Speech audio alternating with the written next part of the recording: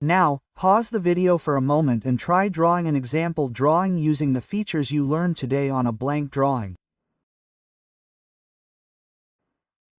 Now, I'll explain how to draw an example drawing. First, I'll use the circle feature to draw a circle with a diameter of 13. Enter the command C, randomly select a center point, and then enter the subcommand D to change the method to diameter mode. Entering a diameter of 13 completes the outer circle. Now, let's create a circle with a diameter of 12 in the center of the same circle. Enter the command C again and use Object Snap to click the center of the circle at the same time.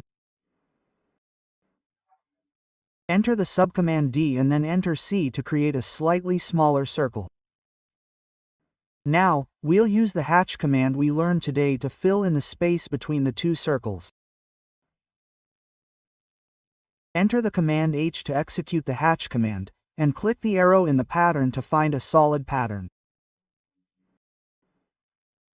After selecting the pattern called solid at the very top, you can color it like this by clicking between the two circles you drew. Close the hatch creation or press the spacebar to complete the hatch creation, and now let's draw an ellipse. Let's enter command 2 to execute the ellipse function, and enter C to execute the center subcommand. Click on the center of the circle, and then enter 012 to specify the endpoint of the long axis from the center, and for the endpoint of the short axis, click the quarter point on the circle with a diameter of 13 to complete the ellipse.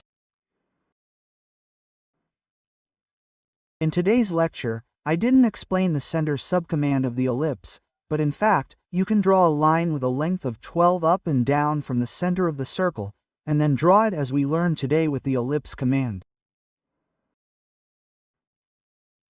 Since there are countless ways to draw the same object, it will be more helpful to practice drawing objects using the functions we have introduced rather than memorizing more subcommands. Now, let's draw a polygon and a hole inside a circle. Enter the command C and click the center of the circle with an object snap. Enter the subcommand D and enter 6 to draw a circle with a diameter of 6. Enter the polygon P that we learned today and enter 6 to prepare to draw a hexagon.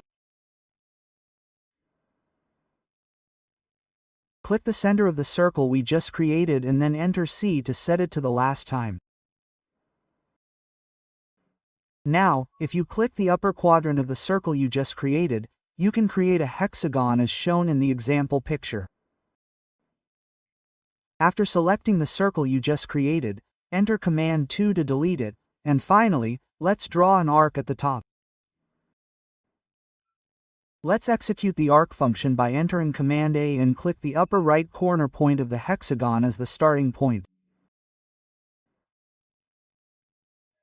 From this state, we will enter the endpoint subcommand 2, click the upper left corner point, and then enter the radius subcommand R. Finally, enter 2 to specify the radius and the example drawing is complete.